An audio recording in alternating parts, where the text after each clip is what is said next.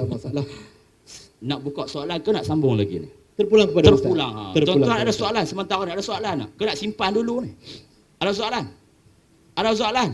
Agak dah memang tak ada. Confirm tak ada, tak berani. Baik, sementara tu saat kita bagilah kadang kita buka. Mungkin dalam Allah. Ingat pukul 10.30 nak buka soalan. Lah dah 10.30. Tak apa. Satu lagi soalan sebelum kita buka soalan pada penonton, satu soalan lagi untuk Brother Wong kita. Brother Wong, saya difahamkan dan dimaklumkan juga Brother Wong sebelum ini bekerja dan berkerjaya, betul? Ya, betul. Di sebuah syarikat yang glamour lah, yang hebat, company-nya yang besar dan tersenarai di Bursa Malaysia, betul? Betul. Tengok, saya pun tahu, yang kan saya tak tahu. Tapi macam mana tergerak hati boleh pergi letak jawatan? Tak risau ke orang kata Zaki nak bagi anak bini makan apa? Full time dengan dakwah. Berapa ramai yang boleh buat ini, tuan-tuan? Cuba cerita sikit macam mana boleh jadi macam ini. Sanggup untuk kerja full time dengan dakwah. Silakan Brother Wong. Baik. Bismillah, alhamdulillah. Sebenarnya bukan satu keputusan yang mudah untuk berhenti kerja di syarikat lama saya. Sebab sebagai senior account manager, boleh dikatakan alhamdulillah 5 angka sebulan tak ada masalah. Tak ada masalah. 5 angka tuan-tuan, bukan kepala 5. Kepala 5 tu RM50, 5 kupang. Ni 5 angka. Okey, sambung. Jadi bukan mudah, tetapi itulah yang orang kata, bila kita merasai kemanisan iman di peringkat yang lain, dan saya tak mengatakan bahawa saya ni sangatlah beriman dan tidak. Tetapi sebab sebagai seorang Muslim, dan saya tahu dalam syahadah saya mengucap asyhadu an la ilaha illallah wa asyhadu anna Muhammadar Rasulullah. Aku naik saksi, tiada Tuhan yang layak disembah melainkan Allah. Yakni bukan setakat sembahan saja.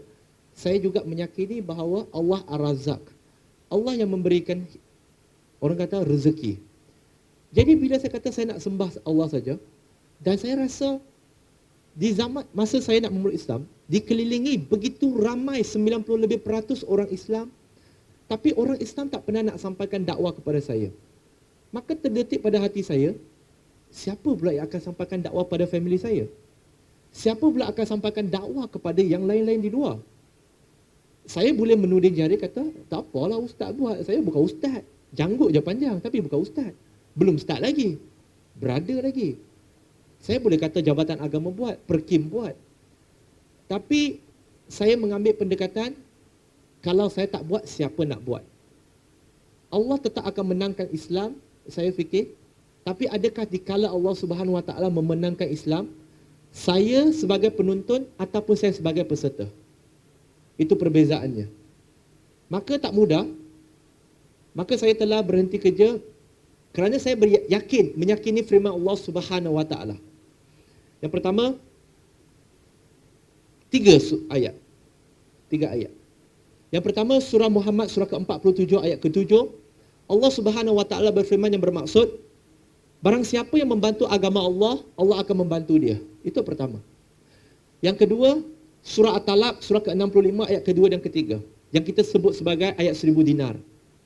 Barang siapa yang bertakwa kepada Allah sebenar-benar takwa, maka Allah Subhanahu Wa Taala pasti akan memberikan jalan keluar baginya daripada jalan yang tak disangka-sangka.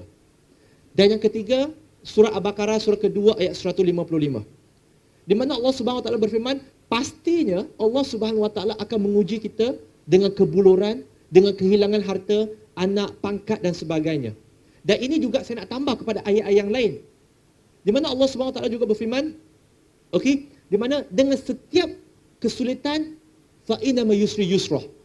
Dengan setiap kesulitan pasti datang kemudahan. Allah tak kata mungkin. Allah kata pasti.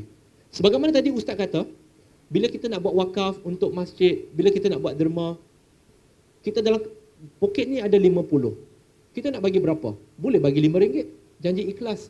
Boleh juga bagi 50, balik rumah ada duit lagi. Boleh juga, tak ada masalah.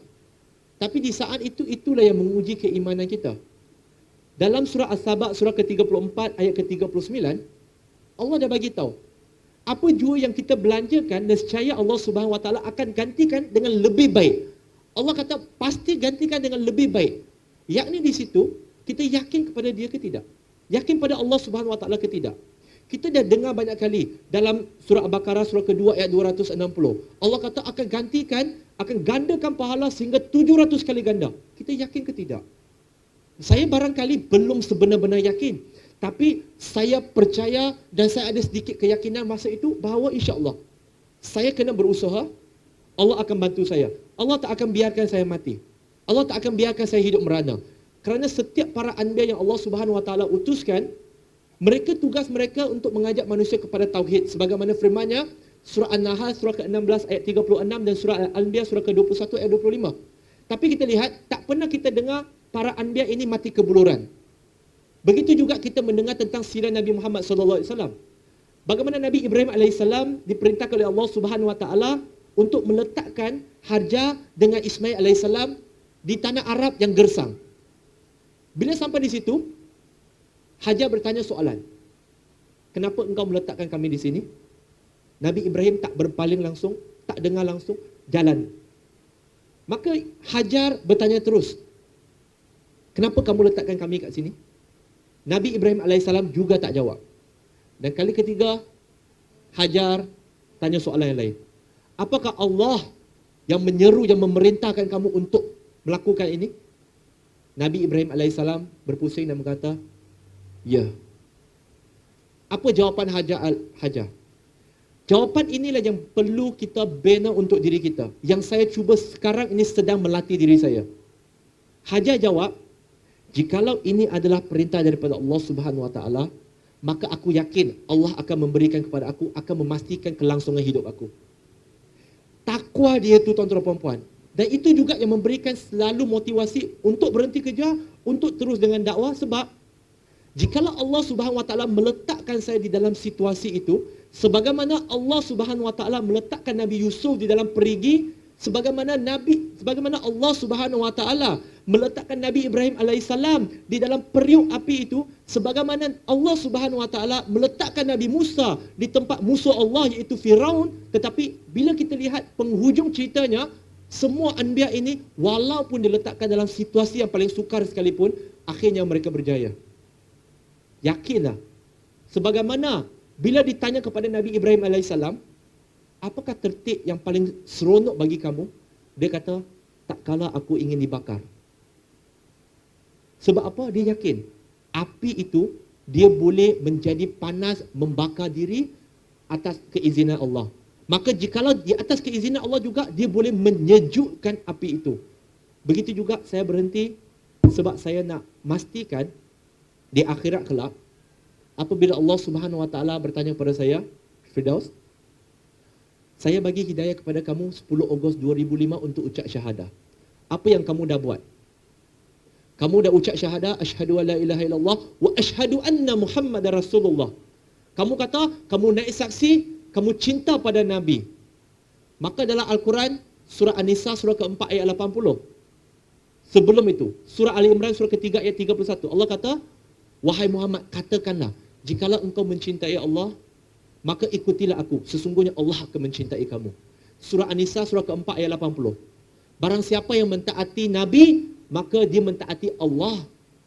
Maka bila kata cinta Nabi, Nabi dia kata, sampaikan walaupun satu ayat. Saya bukan hafiz, saya bukan hafal Quran. Tapi saya tanya diri saya, setakat surah Al-Fatihah dah ada 7 ayat. Berapa banyak ayat ini yang saya dah sampaikan? Apakah saya telah mengkhianati amanah daripada Nabi Muhammad SAW dengan tidak menyampaikan amanah, dengan tidak menyampaikan Islam? Saya takut, tuan-tuan dan puan-puan. Saya risau di akhirat kelak, saya tak ada jawapan untuk Allah Subhanahu Wa Taala. Apa saya nak jawab? Tak kala melihat kawan-kawan saya yang bukan Islam, yang saya kenali, beratur di hadapan saya, di depan Allah Subhanahu Wa Taala, Maliki Yaumiddin. Ditanya kepada mereka, klaim, tuduh saya, dakwa kepada saya, dakwa di hadapan Allah Subhanahu Wa Taala, ya Allah, aku kena Firdaus. Tapi ya Allah, dia ajak aku buat jualan langsung ya Allah. Ya Allah, dia cerita pasal bola ya Allah. Ya Allah, dia cerita dengan aku pasal politik ya Allah. Ya Allah, dia cerita semua. Tapi ya Allah, Firdaus ni kawan baik dengan saya sejak kecil. Tapi ya Allah, dia tak pernah cerita pasal Islam. Apa saya nak jawab? Tuan-tuan dan puan-puan, saya bukan nak selamatkan orang dulu. Allah Subhanahu wa taala berfirman dalam surah At-Tarim surah ke-66 ayat ke-6, ya ayyuhallazina amanu qu anfusakum wa ahlikum nara. Wahai kamu yang beriman, selamatkan diri kamu dan ahli keluarga kamu. Sebenarnya bila saya nak berhenti kerja untuk buat dakwah full time, sebenarnya tugas saya nak selamatkan diri saya, dan semoga apa yang saya buat, insya-Allah Allah akan bantu saya untuk memberikan hidayah kepada ahli keluarga saya. Supaya saya ada jawapan kepada Allah di akhirat. Saya tak mau ada satu pemikiran di situ bahawa Allah, depa pun tak buat, ramai lagi tak buat, kenapa aku yang nak buat? Jawapan saya adalah, saya tak nak risau kenapa mereka tak buat. Sebab mereka juga akan ditanya oleh Allah. Begitu juga dengan diri saya, yang pasti juga Allah akan tanya kepada saya. Mereka perlu menyediakan jawapan untuk Allah Subhanahu Wa Taala. Begitu juga dengan saya.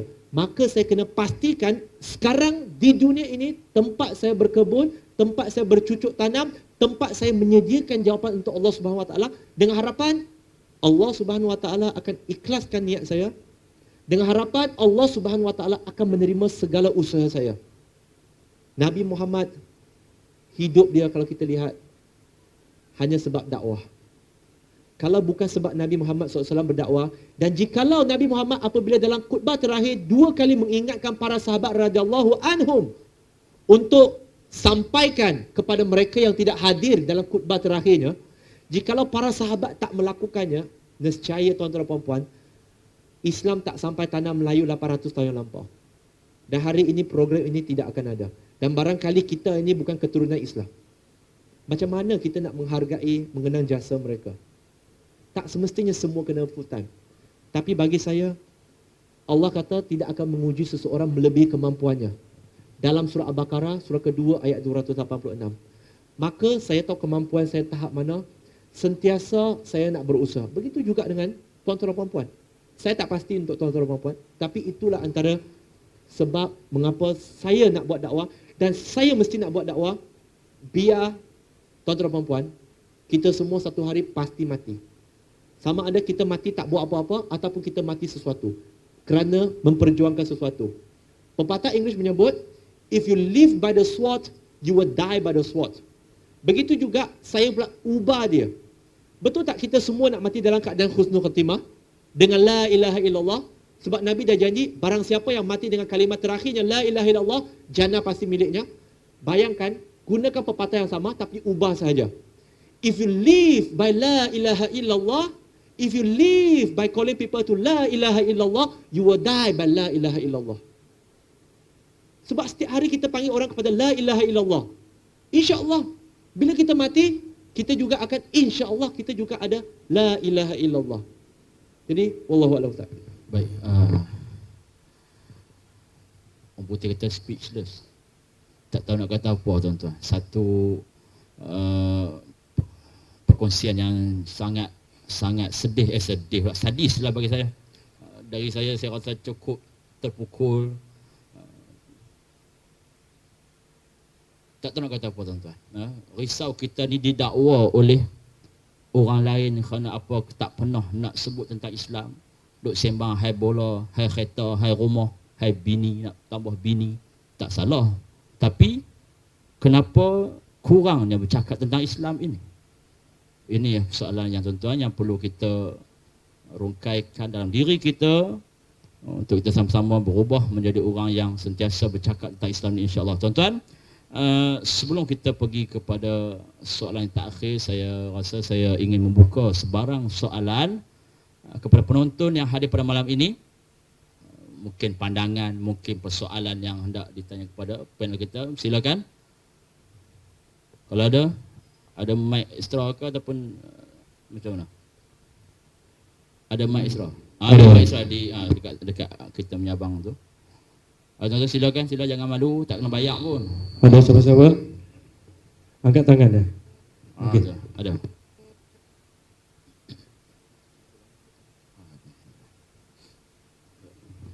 Assalamualaikum warahmatullahi wabarakatuh.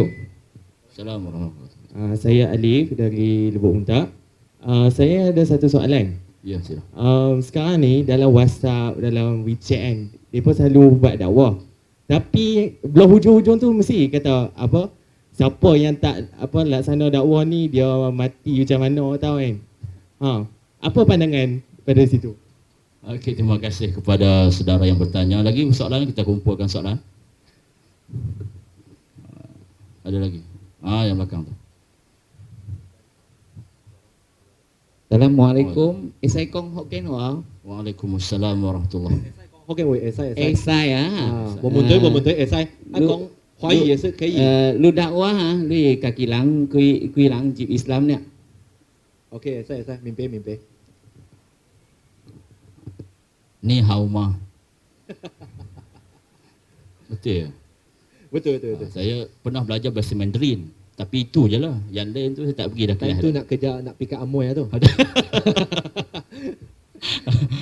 Lagi soalan? Kita buka lagi kepada muslimat kalau ada. Saya seronok tengok dalam ni. Banyak input lah. Yang tak Ada pernah siapa-siapa? fikir langsung. Ada lagi soalan? Untuk kaum wanita kita cari tengok. Silakan soalan. Ada siapa-siapa? Makcik ke, kak ke, adik ke, nenek pun tak apa.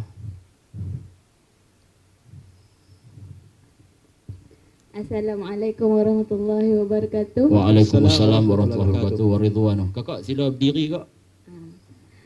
Saya ada soalan. Nama. Nama Amni. Amni. Amni ya. Kan tadi ada cakap kita orang Islam tak pernah nak bagi tahu tentang Islam terhadap orang bukan Islam. Tapi sebenarnya kita ada masalah macam mana nak approach orang, nak bagi tahu bahawa dia nak masuk Islam tu macam mana. Terima kasih. Okey, terima kasih kepada apa nama tadi ya? Amni. Saya ni buat nama rajin lupa. Okey, kita stop dulu. 3 soalan. Silakan kepada ni Brother Firdaus Wang kita untuk memberikan komen. Silakan. Okey, baik. Bismillah, alhamdulillah. Soalan pertama, saya rasa yang tu ustaz jawab kot sebab itu persoalan fik. Tentang kalau tak hantar kepada berapa ramai orang mati ke dan sebagainya. Benda macam ni dia agak simple. Apabila seseorang meletakkan syarat-syarat mesti kongsikan dengan sekian ramai orang, maka bagi saya mesej begini abaikan saja. Sebab dia dah seperti surat berantai yang saya takut menjerumuskan kita ke dalam syirik. Ada kepercayaan tertentu, kalau engkau tak, engkau itikad ni, engkau akan mati. Bila kita tak share, kita rasa ada benda hari tu kita boleh accident kebetulan. Qadar Allah nak uji kita. Kita kata, betul lah tadi aku tak share. Dah syirik. Baik, bagi saya, siapa yang bagi kat kita, message dia balik, cakap dengan dia, bro, hang ni, benda ni tak betul. Kat bawah tu dia dah kata dah, kena sebar berapa orang. Ini dah macam meletakkan sesuatu yang tak sepatutnya ada. Kalau message tu baguslah orang nak share-share. Jangan kata tak hantar berapa orang mati, ni mati. Tak gitu. Jadi, bagi saya, nasihat balik kepada kawan kita, itu lebih baik. Ya, wallahualam. Itu pertama. Yang kedua, sahabat kita tadi Imran Khan, ini dah lama mulut Islam, orang masih panggil dia saudara baru. Okey, dia tanya dalam bahasa Hokkien. Dia kata, selama berdakwah dah berapa ramai yang saya Islamkan? Tuan-tuan dan puan-puan, jangan terkejut. Jawapan saya, kosong. Kosong. Sebab apa? Yang bagi hidayah itu Allah, bukan saya. Barangkali orang lain dah dakwah kepada dia sebelum datang untuk mengucap syahadah. Mengucap syahadah senang, dia ajar orang asyhadu alla ilaha illallah wa asyhadu anna Muhammadar Rasulullah. Settle. Sebab konsep dakwah bukan fokus pada untuk mengislamkan orang. Bukan tugas kita untuk memberi hidayah sebagaimana tadi awalnya Ustaz baca dalam surah Al-Qasas surah ke-28 ayat 56. Kamu tidak boleh memberikan hidayah kepada siapa yang kamu cintai, tapi Allah juga yang memberikan hidayah kepada siapa yang dia kehendaki. Jadi tugas kita hanyalah berkongsi sahaja. Ingat, dalam istilah bahasa Inggeris dia, iaitu we convey, not convert. Kita convey saja, kita sampaikan saja. Jangan fikir nak Islamkan orang, tak. Jangan ambil tugasan Allah. Fokus berapa ramai kita dah sampaikan Islam dengan message yang jelas, dengan penuh kualiti. Itu perlu fokus kita. Bila rasa nak putus asa, fokus balik, lihat pada sirah Nabi Nuh, 950 tahun. Kurang daripada 80 pengikut. Tak apa. Yang penting, sampaikan. Bukan tugas kita nak Islamkan. Alhamdulillah kalau orang tu nak masuk Islam. Tapi kalau tak, kita teruskan sehingga ke hembusan nafas terakhir. Kedua. Yang ketiga, bukan tak nak, tapi tak tahu macam mana cara. Tuan-tuan dan puan-puan muslimin dan muslimat, kadang-kadang saya ada sedikit masalah. Saya memuji Amni sebab soalan itu. Tapi kadang-kadang, kalau hari ini saya tanya, siapa di sini yang nak pergi, siapa di sini yang nak jadi kaya? Tak ada orang. Subhanallah, rupanya orang kat sini dah kaya. Angkat tangan dalam hati. Angkat tangan dalam hati. Tuan-tuan dan puan-puan, kita semua nak kaya, betul? Bila nak kaya, tapi tak tahu nak kaya, apa kita buat? Pergi kedai minimarket beli kaya. Tak. Kita pergi belajar macam mana nak jadi kaya, betul tak? Betul. Siapa sini yang nak pergi jannah? Tak ada orang nak pergi jannah. La haula wala quwata illa billah. Subhanallah. Okey, tak apa-apa. Saya tanya sekali lagi. Yang tak jawab, yang tak angkat tangan, maksudnya dia memang tak mau pergi jannah. Siapa sini yang nak pergi jannah? Angkat tangan. Jannah tahu ke tuan-tuan? Alhamdulillah. Ustaz, inilah cara nak paksa orang jawab. Betul. Kalau tak, memang tak jawab. Nak pergi jannah. Tapi kita tahu tak nak pergi jannah? CP-CP. Kita nak berjaya dunia, bab perniagaan, kita akan beli buku orang yang telah berjaya, macam mana mereka berjaya dalam perniagaan. Kita nak pergi ke jannah, kita perlu ikuti contoh mereka yang telah berjaya ke jannah. Senang saja. Nak tengok kita betul-betul nak pergi jannah ke tidak. Walaupun penampilan kita Islamik, tapi pemikiran barangkali masih sekular. Tak percaya, kita lihat. Guru mengaji kita bayar berapa? 50. Mahalnya. Betul? Guru matematik 100 untuk satu mata pelajaran sebulan. Belum termasuk bahasa Inggeris. Murah tu. Nampak tak? RM50 untuk pengajian Islam, mahal. RM100 untuk pengajian sekular, no problem, murah. Okey. Okey? Itu satu. Yang kedua, bila ditanya tentang siapa ahli perniagaan yang berjaya, barangkali boleh ingat. Sekarang tengok. Semua nak ke jannah, betul? Sini je seorang cakap betul. Betul kan? Okey. Dalam sebuah hadis, Nabi SAW bersabda bahawa ada 10 sahabat yang telah dijanjikan syurga. Berapa banyak nama yang kita ingat daripada kalangan 10? Siapa yang boleh ingat 10? Kita ada masalah. Mulut kita kata nak pi penampilan Islamik, tapi sebenarnya 10 sahabat tu barangkali mungkin kita tahu 4 Khulafa Ar-Rasyidin. Yang lebih 6 tu kita pun tak tahu. Bayangkan kita kata kita nak pi jannah, tapi sahabat yang dah confirm pergi jannah, mengapa mereka confirm dapat pergi jannah? Apa yang mereka telah lakukan sehingga mereka dapat ke jannah pun kita tak tahu nama, apatah lagi tahu apa yang mereka dah lakukan. Itu yang saya kata. Penampilan Islamik tapi pemikiran sekular. Jadi kalau kita tak tahu, saya nasihatkan. Saya tidak percaya kepada konsep mengkritik, tidak. Menghantam, tidak. Tapi lebih kepada kesedaran dan motivasi. Jadi cara kita nak berdakwah, tuan-tuan dan puan-puan, cara kita nak berdakwah, kena pergi belajar. Cari buku, beli buku. Banyak kedai buku, boleh belajar fik dakwah. Ada banyak. Contoh, fik dakwah para anbiya. Oleh siapa? Syekh Rabi' Al-Makhali. Ada juga, Dr. Wahbah Az-Zuhaili. Dah diterjemahkan. Kewajipan menyampaikan Islam kepada bukan Islam. Dia dah siap bagi tahu macam mana nak buat. Begitu banyak buku di luar. Ada tengok YouTube? Ada. Dr. Zakir Naik, Syekh Ahmad Didat. Macam mana mereka nak buat? Mungkin hari ini saya kongsikan sedikit saja. Pertama, jadi seorang Muslim. Nak berdakwah, jadi seorang Muslim. Mungkin tuan-tuan dan puan-puan terfikir, bro, saya dah Muslim. Tak. Istilah Muslim adalah sebagaimana dalam sabda Nabi SAW, seorang Muslim adalah orang lain selamat daripada lisan dan tangan dia. Yakni akhlak kita. Tangan kita ni buat apa? Dekat Facebook, dekat Twitter, dekat Instagram, kita tulis apa? Kita nak selamat, yang orang lain selamat daripada tangan dia, apa kita tulis? Dekat Facebook, dekat Twitter. Tuan-tuan dan puan-puan, ada Facebook kan? Ada timeline. Bangga tak kita dengan timeline kita? Pada awal tahun ini, Facebook keluarkan untuk buat video 1 minit untuk kegiatan setahun kita. Bila kita tengok, happy tak? Tak berapa happy. Tengok apa yang kita post, banyak yang mengarut. Bayangkan itu timeline baru untuk setahun tau.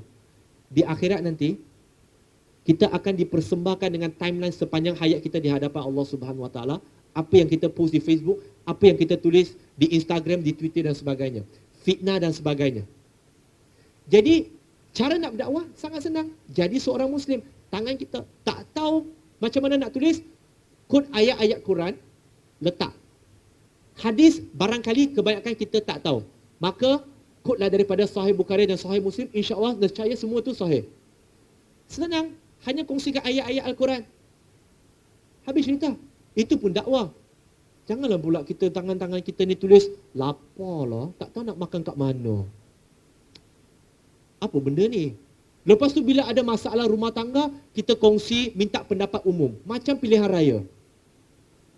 Tahu tak tanda-tanda satu, orang kata satu hubungan keluarga yang tiada masalah? Suami isteri yang tak ada masalah, tanda-tanda dia. Tahu tak? Senang saja. Tanda-tanda suami isteri yang bahagia, keluarga yang bahagia adalah dia tiada tanda-tanda di Facebook. Kamu tak perlu share apa yang kamu dah ada di Facebook tentang hidupan peribadi awak. Apa yang kita alami dengan suami isteri kita, apa yang kita tulis kat Facebook, kita cakaplah dengan suami isteri kita. Cakap dengan sahabat-sahabat kita. Tulis benda-benda yang baik. Mulut kita dalam masjid selalu cakap, yang ingat, ya, Nabi dah pesan dah. Jikalau kamu boleh garanti dua benda ini, nescaya aku boleh garanti engkau jannah. Apa dia? Apa di antara bibir engkau, iaitu lidah, dan apa di celah kangkang kamu, kemaluan kamu. Jangan mengumpat. Oh, kita pun dalam masjid, dalam surau, subhanallah, betul, subhanallah. Rasa siba, rasa sedih. Keluar je cakap, Cik Mina tu aku cakap dengan kau. Baru dengar pasal gibah, mulut dah keluar dah. Jadi, selamat. Be a good Muslim. Kita nak dekati sahabat-sahabat kita bukan Islam. Kedai runcit bukan Islam ada tak kat sini? Ada kan? Yang dah lama buka pun dah ada kan? Nak tanya, apa nama toke dia? Kita pun akan geleng kepala. Sebab nama dia yang kita kenal adalah toke. Dulu, kini, selamanya toke. Apa nama isteri dia? Ya, saya tahu. Toke Soh. Betul ke? Kenapa tak tanya nama dia? Toke lah. So lama beli barang sama lu lah, toke. Apa nama lu ah? Saya mau tahu nama lu, nanti saya mau buat kenduri ke, anak mau kahwin ke, saya mau tulis nama, takkan mau tulis toke. Tanyalah nama. Jadi sampaikan benda yang baik-baik. Belajar. Jadi akhlak yang baik. Bila parking elok-elok. Jangan pula letak stiker kat belakang, Islam is a way of life. Islam is the only deen. Tapi bila bawa kereta macam pelesit. Lepas tu bila bawa kereta, buang puntung rokok keluar, buang kita punya sampah keluar. Memang Islam way of life. Tak. Jadi mulakan dengan akhlak kita. Banyak lagi contoh-contoh yang saya boleh berikan. Tapi saya rasa buat permulaan tuan-tuan dan puan-puan, cukuplah jikalau kita dapat menjadi seorang Muslim. Yakni mereka, orang lain terselamat daripada lisan dan tangan kita. Pelihara kedua-dua ini, insya-Allah itu pun dakwah. Dan kalau boleh, ajak buat makan. Tak mampu, belikan bagi mereka buku ataupun Al-Quran. Di tepi kiri ni, saya ada kaunter, kami ada kaunter. Buku-buku di situ, semua buku dakwah, percuma untuk tuan-tuan dan puan-puan. Ambil seberapa banyak yang tuan-tuan dan puan-puan nak. Al-Quran, berapa banyak yang tuan-tuan dan puan-puan nak, ambil. Tapi syarat, bagi kepada sahabat-sahabat yang bukan Islam. Ambil saja. Itu salah satu cara kami memudahkan tuan-tuan dan puan nak buat dakwah. Nak 1000 daya, tak nak 1000 dalih. Wallahualam. Oh tuan-tuan, buku free tak pernah dibuat orang. Profesor mana pun kalau dia buat tulis buku kena bayar tuan-tuan. Ini apa nama tadi? Amni first step. Ambil buku dan boleh bagi kepada kawan-kawan yang non-Muslim tu. Itu cara yang pertama dakwah. Tapi itulah saya sangat setuju dengan pandangan Brother Firdaus Wong kita ni. Yang pertama sekali dakwah, nak laksanakan dakwah tuan-tuan mesti ada ilmu, mesti ada maklumat, dan kita kena pandai create situasi untuk kita memudahkan ataupun kita nak dakwah itu berjalan dengan lancar, insya-Allah. Dan dakwah ni tak semestinya kita baca hadis, baca ayat Al-Quran, betul? Sekarang kita tunjuk akhlak yang baik, kita bercakap dengan lembah lembut, kita menghormati orang bukan Islam, itu juga dakwah. Jangan dia ingat dengan berjaya Quran. Kita berjaya Quran, dia tak faham, kita pun tak faham. Itu masalah tuan-tuan. Jadi tuan-tuan, saya rasa saya buka lagi kot soalan untuk second round. Ya, tak sempat nak buka dah angkat tangan. Di Muslimat ni. Lepas ni ada lagi tanya soalan? Ada lagi? Lepas ni? Lepas kok ni? Ada lagi tuan-tuan? Ada lagi nak tanya soalan? Ada lagi. Betul ke tu? Oh, angkat anak bangun. Silakan. Ya, Assalamualaikum pada semua. Waalaikumsalam warahmatullahi wabarakatuh. Soalan ni siapa pun boleh jawab lah, Brother Firdaus Wong ke, Ustaz ke. Saya nak tanya, kenapa Islam, apa saya kata, saya rasa memang banyak orang akan setuju lah.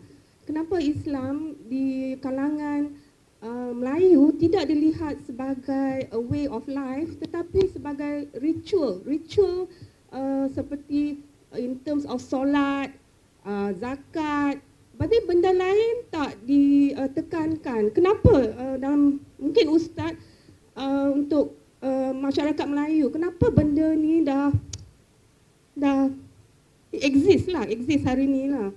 Dan saya rasa nak ubah dia akan makan masa. Tapi apa pandangan Ustaz lah tentang apa yang saya kata ni lah. Atau Brother Firdaus Wong sebagai dulu belum Islam, sekarang Islam, mungkin ada idea lah. Thank you. Okey, Tafadhal Ustaz.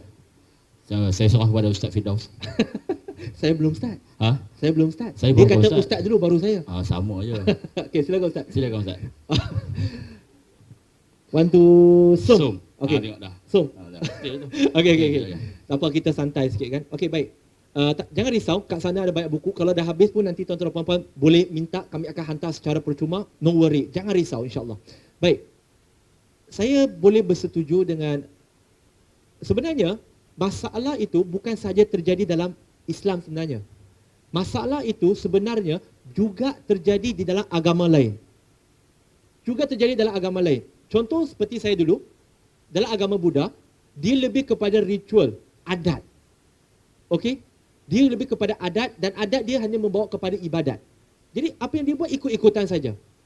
Sebab kita dah sebati, kita tak rasa macam orang yang dilahirkan dalam keadaan kaya, dia tak akan merasa, alah, bestnya kaya ni. Tak. Dia rasa macam biasa je, tak ada apa. Jadi itu perbezaan dia. Jadi untuk mengubah persepsi ini, dia yang pertama, kita kena kenal balik kepada cara para sahabat radhiyallahu anhum mengamalkan Islam. Sepatutnya, dia begini ya, benda ini agak jelas apabila tiba bulan Ramadan. Orang yang tak solat fardu, tapi dia datang solat tarawih. Sebab bagi dia Ramadan itu adalah dah jadi adat untuk tarawih, dia bukan jadi ibadat. Jadi salah satu adalah mulakan dengan cara Al-Quran diturunkan, yakni Iqra, baca, faham. Banyak kita yang baca Al-Quran, tajwid sedap, tapi kadang-kala pemahaman tak ada. Bila pemahaman tak ada, itu jadi masalah. Sebagaimana firman Allah dalam surah Al-Ankabut, surah ke-29 ayat 45, solat itu mencegah perbuatan keji dan mungkar, tetapi kenapa kita masih solat tapi tak mampu mencegah perbuatan keji dan mungkar? Adakah kerana janji Allah tak betul? Na'udzubillah, tak mungkin. Tapi saya rasa lebih kepada pemahaman kita kurang menepati apa yang dikehendaki. Sebab itu kalau lihat sahabat Utsman bin Affan radhiyallahu an, dia kata apabila kami baca Quran 10 ayat kami akan berhenti, kami akan cuba faham apa yang dikehendaki oleh Allah Subhanahu wa taala. Sebab itu mereka dapat mengamalkan, melaksanakan kehendak yang dikehendaki dalam Al-Quran itu sendiri. Fahami, baca, faham, amal. Jangan kita baca, tapi kita tak faham. Sebab Al-Quran ini adalah panduan kehidupan. Dia bukan hanya setakat membaca saja. Baca dapat pahala, tapi kalau dipandu, kita berpandukan Al-Quran dan As-Sunnah, insya-Allah kita akan serta-merta apa yang adat yang tak boleh ada dalam Islam, kita akan terus tinggalkan. Tak akan fikir dua kali. Sebab Allah dah kata, orang yang beriman ini, apabila firman Allah, qala Allah dan qala Rasulullah, mereka akan sami'na wa ata'na. Maka kena baca, kena faham. Kembali kepada sumber dia. Ketepikan Melayu ke, Cina ke, India ke, bangsa apakah, ketepikan semangat perkauman itu, semangat bangsa itu. Di akhirat Allah tak tanya bangsa apa untuk masuk syurga. Di akhirat Allah tanya apa agama kita. Agama kita akan selamatkan kita. Kalau adat yang kita ada dalam bangsa kita tu bagus, tak bercanggah dengan Islam, teruskan. Tapi apa-apa pun, dalami akidah bukan fiqh. Asyik nak tanya ustaz, halal haram, halal haram. Yang tahu hanya halal haram, tapi tak pernah nak tahu bagaimana, kenapa dia halal dan haram. Menjadikan kita lebih kepada makan suap, tak suka berfikir. Jadi kita kena stimulate minda kita nak fikir. Jadi itu jawapan saya lah ustaz. Mungkin ustaz boleh tambah, silakan. Wallahualam. Okey, terima kasih. Tambahan tak ada lah. Cumanya saya nak refresh balik berkenaan dengan apa disebut oleh brother Ustaz Wong Fidah kita tadi. Ustaz pula lah. Tak apalah, salahnya saya bagi. Amin, amin, amin. InsyaAllah. Berdasarkan dia bila puan tanya berkenaan dengan punca, kenapa? Dia kembali kepada al-fahmu kita, kefahaman kita. Bagaimana kita memahami Islam tu macam mana? Yang keduanya, puncanya ialah persekitaran kita. Persekitaran yang tidak membantu kita memahami Islam yang betul. Jadi caranya ialah kita kena pergilah cara ilmu sebanyak mungkin dan carilah ilmu yang sahih, yang benar, yang kita istilahkan sebagai ilmu yang diiktiraf oleh Allah Ta'ala, bukan ilmu yang kita mari ambil cedok dalam Facebook ke dalam media dan sebagainya. Itu jadi ilmu yang sekunder, cari ilmu yang primer, insya-Allah. Jadi tuan-tuan yang sekalian, saya rasa cukuplah sekadar itu untuk soalan kita buka. Ada lagi soalan? Ada lagi soalan? Ya? Satu lagi, kita buka satu lagi soalan. Soalan dari Zon Kuliah. Zon Kuliah, ya silakan. Dan sementara itu nak maklum, jangan lupa ada sumbangan untuk kapet dan kipas besar kita untuk masjid. InsyaAllah tuan-tuan berada di belakang. Tuan-tuan ada tabung. Silakan. Bismillahirrahmanirrahim. Assalamualaikum warahmatullahi wabarakatuh. Waalaikumsalam warahmatullahi wabarakatuh. Yang hormati Ustaz dan juga Brother Firdaus, soalan saya, recently ini kita melihat wujudnya satu perdebatan berkaitan dengan hudud, ya, di dalam media-media sosial, media arus perdana dan sebagainya. Soalan saya, dari pandangan kacamata Brother Firdaus sendiri, kita tidak bercakap soal ada orang Islam sendiri yang tidak faham. Itu persoalan lain. Persoalan saya adalah bagaimana pandangan Saudara Firdaus sebagai orang yang dah memula Islam dan hebat di dalam amalannya, melihat pendekatan terbaik yang boleh kita lakukan untuk kita memahamkan kepada orang Islam akan hudud ini. Itu persoalan saya. Sekian, terima kasih. Okey, silakan. Ya, ada satu soalan kat ada satu soalan lagi. Dekat Zon Kuliah, Zon Kuliah. Pada masa yang sama, di booth kami boleh dapatkan buku percuma dan kalau siapa berminat nak buat wakaf Quran pun boleh diterima. Silakan, silakan. Assalamualaikum warahmatullahi wabarakatuh. Waalaikumsalam warahmatullahi wabarakatuh. Okey brother, apa nak tanya ni lah, macam mana benda-benda ni boleh bagi free macam tu kan. Kita nak tahu macam mana cara kita nak sumbangkan ataupun cara untuk bantu program usaha dakwah bro. Lepas tu satu lagi tadi bro dah cerita dah macam mana yang menjadi motivasi untuk bro teruskan kerja dakwah ni kan. Dan kita harap bro boleh bagi satu motivasi juga untuk orang yang baru nak terlibat dengan dakwah ni untuk sama-sama giatkan lagi usaha dakwah. Okey, sekian. Okey, terima kasih kepada saudara yang bertanya dengan abang DJ dah. Abang cameraman kita berkenaan dengan soalan. Ingat soalan tu? Ingat, insya-Allah. Ingat. Dan saya serahkan soalan kepada Bro Firdaus kita dan kita minta sebelum dia mengakhiri dia punya jawapan itu, kita minta bagi tips sikit macam mana kita ataupun tips ke motivasi ke untuk kita terus melaksanakan kerja dakwah ini sehingga nafas terakhir. Silakan. Baik, bismillah, alhamdulillah. Persoalan mengenai hudud tadi, betul, terjadi begitu banyak perdebatan mengenai hudud ini, malahan kadang-kadang disebabkan orang Islam sendiri dan sebagainya. Bagaimana kita nak memahamkan orang Islam dan bukan Islam, ataupun istilah yang saya suka guna, belum Islam. Yang pertama, sebagaimana saya sebutkan tadi tentang ibadat dan adat tu, dia berbalik kepada perkara yang sama, yakni kita sendiri perlu tahu apa itu hudud. Dan kita perlu faham, tuan-tuan dan puan-puan, saya meyakini dan saya mengimani hudud, okey, itu perlu ada. Tetapi keadaan dan situasi dia, itu satu. Dan kita juga perlu faham, yang perlu kita fahami sebagai umat Islam untuk kita fahamkan umat Islam yang lain dan mereka yang belum Islam ini adalah hudud adalah salah satu perkara yang terkandung di dalam Islam. Dan bukannya Islam yang terkandung dalam hudud. Itu kena bezakan. Itu kedua. Ketiga, hudud adalah alat, bukan matlamat. Hudud adalah alat, bukan matlamat. Jadi kita kena banyak bincang, kita kena banyak belajar, jangan dengan emosi.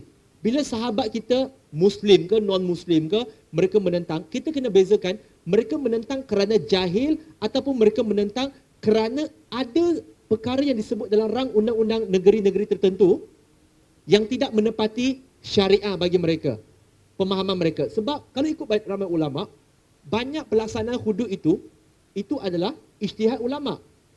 Jadi di zaman ini, apa yang sesuai, contoh, ada ulama yang mengatakan, rejam tidak sesuai pada zaman ini. Maka kita meraihkan. Mereka menolak sebab apa? Jangan kita terus mentakfir orang tu kata, engkau ni Islam je nama, tapi tolak hudud. Dia hanya tolak cara pelaksanaan. Dia tak tolak hudud. Kena bezakan yang itu. Bagi mereka yang bukan Islam, mereka mungkin melihat kenapa perlu ada percanggahan. Mereka menolak sebab mereka tak faham. Begitu juga. Jadi untuk memahamkan mereka, diri kita kena fahamkan dulu. Fahamkan dulu apa itu hudud, qisas, ta'zir, diyat. Fokus yang tu dulu. Kita kena mendalami ilmu. Kalau kita tak tahu, jangan marah orang. Dia kata, engkau bukan Islam. Jangan tanya pasal Islam. Ini orang Islam punya hal. Tak. Kita sepatutnya jawab dengan hikmah. Kata, soalan awak bagus. Apa yang awak tanya itu menimbulkan untuk saya bertanya, untuk saya lebih tahu lebih tentang hudud, tentang Islam. Saya akan cuba pergi belajar, dapatkan informasi, saya akan kembali kepada kamu. Itu cara kita jawab. Jangan menidakkan peluang dakwah. Bagi saya, isu hudud adalah isu dakwah yang sangat besar. Dan kalau kita ambil kesempatan, insya-Allah orang akan nampak keindahan. Contoh jawapan yang saya berikan kepada non-Muslim dan juga yang Muslim adalah Deng Xiaoping, bukan Mao Zedong. Mao Zedong, bekas Presiden China, dia pernah berkata dalam pepatah dia, pepatah Cina dia kata, 我不理你是黑猫还是白猫，抓到老鼠的就是好猫. Apa maksud dia? Dalam bahasa Melayu, aku tidak peduli ini kucing warna putih ke, warna hitam ke, selagi dapat menangkap tikus adalah kucing yang bagus. Begitu juga, hudud adalah alat. Jikalau hudud boleh mengurangkan jenayah, matlamat undang-undang di negara mana-mana sekalipun adalah untuk mengurangkan jenayah, membantras jenayah, mengekal kestabilan, keselamatan dan keamanan sebuah negara. Jikalau hudud boleh mengurangkan kadar jenayah, jikalau hudud boleh menambahkan keselamatan negara, jikalau hudud boleh menjadikan negara lebih aman, apakah dia tidak menepati syariat, menepati matlamat? Menepati. Jadi mengapa tidak memberikan peluang untuk dilaksanakan sebelum menidakkannya? Jadi begitu juga undang-undang sekular, kita juga memberikan peluang. Dan sehingga hari ini undang-undang sekular tidak terbukti boleh membendung begitu meluas. Kenapa tidak memberikan peluang kepada satu lagi yang belum tentu gagal, yang belum tentu berjaya? Jadi kita membuka persoalan yang lebih luas untuk kita bincangkan. Itu persoalan tentang hudud. Sebab kalau nak bincang memang kena tambah 3 jam lagi Ustaz. Itu pertama. Yang kedua, datang daripada zon kuliah, tentang bagaimana kami di MRM, Multiracial Rewarded Muslim, boleh memberikan buku-buku percuma. Yang pertama adalah ada sumbangan daripada orang lain, daripada pihak-pihak pencetak, daripada orang ramai, ada yang memberikan zakat, ada yang memberikan sumbangan kewangan bulanan dan sebagainya. Dan kami juga ada buat program wakaf. Begini tuan-tuan dan puan-puan, kami mampu untuk memberikan apa jua barangan dakwah secara percuma, memudahkan orang Islam untuk berdakwah. Sebab kami, yang pertama, kami buat wakaf Quran dan jual t-shirt. Saya secara peribadi, kami di MRM secara peribadi, tak suka bentang sejadah, minta sedekah. Sebab apa? Tugas dakwah adalah sunnah para anbiya. Saya tidak mau merendahkan darjat sunnah ini. Kenapa perlu saya bentang sejadah? Saya tak mau. Saya nak berusaha, saya jual t-shirt, kami buat wakaf Quran. Dari wakaf Quran dan jual t-shirt, 100% keuntungan digunakan untuk menampung kos operasi kami. Sekarang ni ada 7 staff, nak masuk 7-8 staff dah. Jadi insya-Allah pada penghujung tahun kami akan tambah sehingga 10 staff. Sebab banyak kerja dakwah yang tak selesai, banyak urusan, banyak kes. Di MRM saja kami menguruskan lebih kurang 7 kes murtad. Dengan 7 staff. Jadi daripada Jabatan Mufti Selangor yang walk in dan sebagainya. Dan juga ada di antara mereka memberikan sumbangan bulanan, ada yang menaja staff kami gaji bulanan. Jadi itu memudahkan kami untuk berdakwah. Dan tugas kami juga adalah untuk mencari lebih dana untuk mencetak dan memberikan lebih banyak informasi tentang dakwah. Contoh WEN dakwah kami ini, kurang daripada setahun kami daftar sebagai NGO. Alhamdulillah, sebuah bank, ini bank rakyat, mengiktiraf apa yang kami lakukan dan memberikan sumbangan WEN kepada kami dan kami ubah suai menjadi WEN dakwah yang pertama di Malaysia. WEN dakwah yang pertama di Malaysia. Dan WEN ini sekarang begitu masyhur di seluruh negara termasuk di Sabah dan Sarawak sebab di situ tertera Adam, Abraham, Moses, Jesus, Muhammad, all messenger of God, prophet of God. Orang Kristian marah sebab kami letak Jesus. Tapi di situlah yang menjadikan mereka terfikir. Kenapa mereka guna Jesus? Dan ini juga memulakan satu dialog dakwah kepada mereka. Jadi itu cara kami dapat, orang kata, memberikan barang-barangan secara percuma. Dan kami juga harap tuan-tuan dan puan akan memberikan sokongan, bukan terutamanya untuk masjid, kipas dan sebagainya. Dan juga untuk wakaf-wakaf Quran kami, insya-Allah. Dan yang terakhir adalah tips, sebagaimana yang Ustaz sebut tadi, tips bagaimana nak berdakwah. Baik, tuan-tuan dan puan, kita bila kata tips dakwah, kita ikut fik dakwah mengikut Al-Quran dan As-Sunnah. Fik dakwah yang pertama, dalam dakwah, kita memanggil manusia kepada La ilaha illallah. Kita panggil manusia kepada tauhid, untuk mentauhidkan Allah Subhanahu Wa Taala. Kita bukan panggil manusia untuk join jemaah kita. Kita perlu ingat yang tu. Kita perlu ingat yang tu. Fokus kita tauhid. Itu pertama. Kedua, tips dakwah adalah, dalam berdakwah, kita kena cari persamaan dahulu. Yakni persamaan nilai-nilai yang kita ada. Ganjaran. Contoh. Biasanya bila berdakwah, saya akan kata pelbagai agama. Kita gunakan dengan agama yang paling lama. Yakni agama Hindu. Dalam kitabnya, Chandogya Upanishad, buku nombor 6, bab nombor 2, ayat pertama, dia kata, Ekam eva vityam. Tiada dua Tuhan, hanya satu. Natasha Pratima Asti.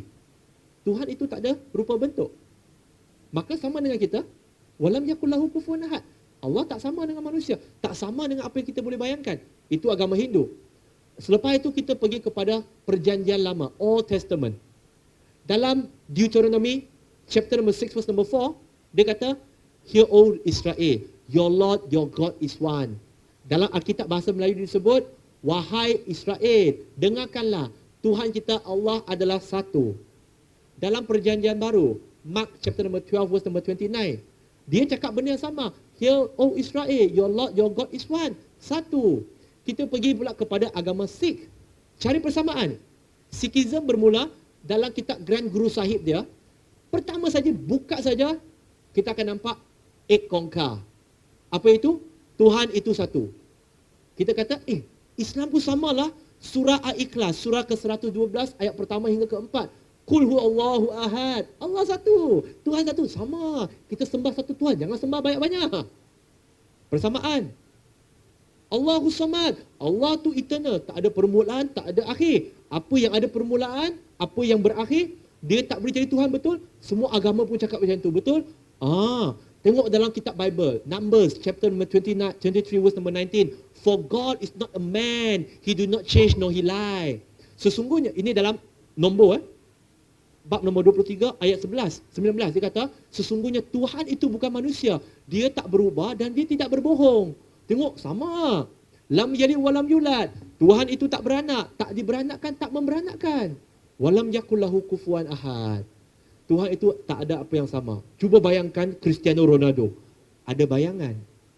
Tapi bila saya sebut nama Allah, ada bayangan tak?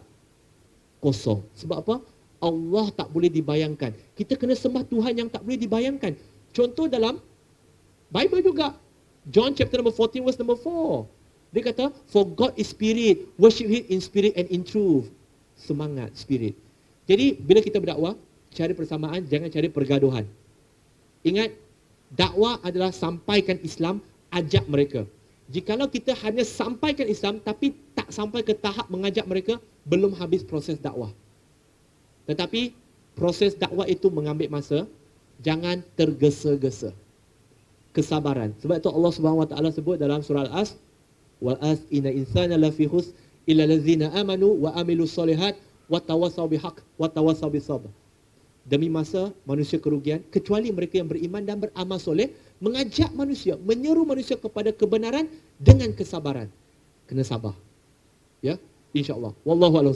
Baik, terima kasih kepada Bro Firdaus kita di atas huraian dan juga penjelasan yang diberikan. Tuan-tuan dan puan-puan yang sekalian, pihak menganjur mengucapkan jutaan terima kasih kepada semua yang hadir dan juga kepada pihak masjid di alam Karnival Mahabbah kita, Masjid Qaryah Seri Ampangan Limau Tebal.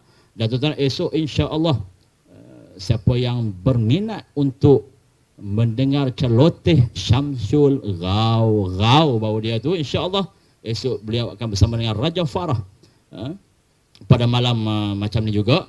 Dan difahamkan juga esok insya-Allah siapa yang berminat untuk bermain dengan sukan sunnah sallallahu alaihi wasallam, iaitu memanah. Siapa yang berminat memanah ni boleh hadir, akan adakan sukan memanah ni daripada pagi sampai ke petang je lah. Malam tak nampak panah kepala orang tak pasal masuk hospital. Jadi tuan-tuan dan sekalian, terima kasih kepada semua kerana sudi mendengar, menjadi pendengar yang baik. Mudah-mudahan pada malam ini Allah Ta'ala dengan rahmat malaikat yang turun pada malam ini akan merahmati kita, dan Allah Ta'ala mengampunkan dosa-dosa kita dan mengaminkan doa-doa kita, insya-Allah. Tuan-tuan, sebelum kita akhir pada malam ini, insya-Allah sama-sama kita mengangkat tangan meredah kepada Allah Ta'ala, memohon keampunan. Bismillahirrahmanirrahim. Alhamdulillahirabbil alamin. Wassalatu wassalamu ala asyrafil anbiya'i wal mursalin wa ala alihi wa ashabihi ajma'in. Ya Allah, ya Tuhan kami, ampunilah dosa-dosa kami, ya Allah. Ampunilah dosa kedua mak ayah kami, ya Allah. Ampunilah dosa mereka-mereka yang telah kembali kepadamu, ya Allah. Ya Allah, ya Tuhan kami, jadikanlah perhimpunan pada malam ini perhimpunan yang mendapat keberkatan dan maghfirah-Mu, ya Allah. Dan janganlah kami apabila pulang nanti, ya, bebaskan kami daripada dosa-dosa, ya Allah. Ya Allah, ya Tuhan kami, tetapkanlah iman kami, ya Allah. Sabitkanlah iman kami, ya Allah. Kukuhkanlah iman kami dalam dada kami, ya Allah. Ya Allah, ya Karim, ya Rahman, ya Rahim. Bukakanlah pintu hati-hati kami dan pintu orang-orang di luar sana agar menerima dakwah seruan Islam-Mu, ya Allah. Ya Allah, kami bantulah kami untuk menjunjung dakwah Islam-Mu, ya Allah. Bantulah kami untuk meneruskan perjuangan Nabi SAW ini, ya Allah. Ya Allah, ya Tuhan kami, masukkanlah kami ke dalam syurga-Mu, ya Allah, bersama dengan baginda Nabi SAW yang kami sangat cintai dan rindui, ya Allah. Ya Allah, ya Tuhan kami, selamatkanlah kami daripada siksaan kubur dan azab api neraka, ya Allah. Rabbana atina fid dunya hasanah wa fil akhirati hasanah wa qina adzabannar. Wa sallallahu ala sayyidina Muhammad wa ala alihi wa ashabihi ajmain. Walhamdulillahirabbil alamin. Tuan-tuan, terima kasih kepada semua sekali lagi. Juta terima kasih. Mudah-mudahan kita beroleh hidayah, taufik, dan kita mendapat keampunan Allah Subhanahu Wa Taala. Sama-sama kita tangguh majlis kita pada malam ini dengan baca surah wal asr dan tasbih kifarah. Subhanakallahumma bihamdika asyhadu an la ilaha illa anta astaghfiruka wa atubu ilaik. Bismillahirrahmanirrahim.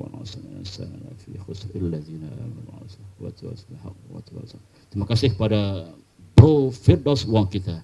Dan siapa yang nak bergambar dengan kita punya personality, silakan.